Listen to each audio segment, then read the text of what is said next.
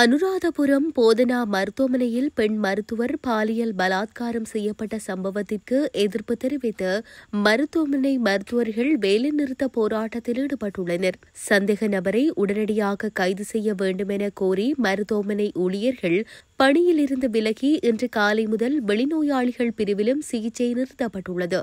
March 10ஆம் தேதி மாலை 6:30 மணி முதல் 7 மணிக்குள் நடந்த இந்த துரதிருஷ்டவசமான சம்பவத்தில் பாதிக்கப்பட்ட 32 வயது பெண் மருத்துவர் தனது பணியை முடித்துவிட்டு மருத்துவர்களுக்கான அரசு குடியிருப்பிற்கு வந்தபோது அடையாளம் தெரியாத நபர் கத்தியை காட்டி மிரட்டி பாலியல் பலாத்காரம் செய்ததாக கூறப்படுகிறது. பொது பாதுகாப்பு அமைச்சர் ஆனந்த விஜயபாலவின் கூற்றுப்படி அனுராதபுரம் போதனா மருத்துவமனையில் பெண் மருத்துவரை பாலியல் பலாத்காரம் செய்த சந்தேக நபர் அடையாளம் காணப்பட்டுள்ளார். அவரை கைது செய்ய 5 போலீஸ் குழுக்கள் நியமிக்கப்பட்டுள்ளன. அனுராதபுரம் போதனா மருத்துவமனையின் மருத்துவர் குடியிருப்பில் பெண் மருத்துவரை பாலியல் பலாத்காரம் செய்த சந்தேக நபர் ராணுவத்திலிருந்து தப்பி வந்த சிப்பாய் என்று பொது பாதுகாப்பு அமைச்சர் ஆனந்த விஜயபால இன்று நாடாளுமன்றத்தில் தெரிவித்தார். இந்த சம்பவம் குறித்து அனுராதபுரம் போலீசார் விசாரணைகளை நடாத்தி வருகின்றனர்.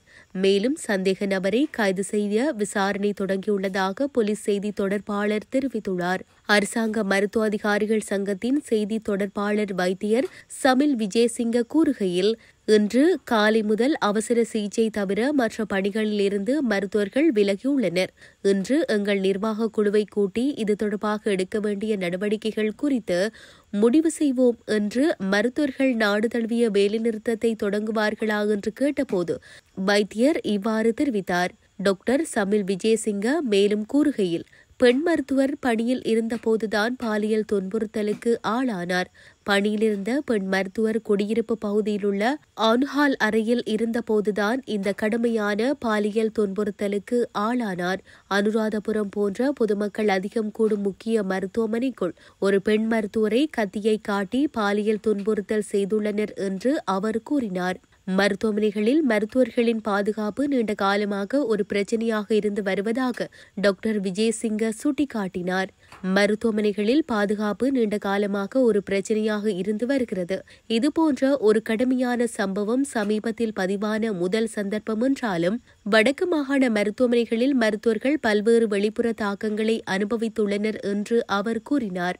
எனவே மருத்துவமனைகளின் பாதுகாப்பை பொறுப்பான முறையில் அமைக்க வேண்டும் என்று நாங்கள் நீண்ட காலமாக கூறி வருகிறோம். சந்தேக நபர் இதுவரை கைது செய்யப்பட்டதாக எங்களுக்கு தகவல் வரவில்லை. எனவே இது தொடர்பாக உடனடியாக நடவடிக்கை எடுக்குமாறு அரசை கேட்டுக்கொள்கிறோம். அரசாங்க மருத்துவ அதிகாரிகள் சங்கம் இந்த சூழ்நிலையில் எதிர்கால நடவடிக்கைகள் குறித்து சிறப்பு கூட்டத்தை நடத்த உள்ளது. மேலும் நாடு தழுவிய வேலைநிறுத்தம் குறித்தும் விவாதிக்கப்படும் என்றும் கூறப்படுகிறது.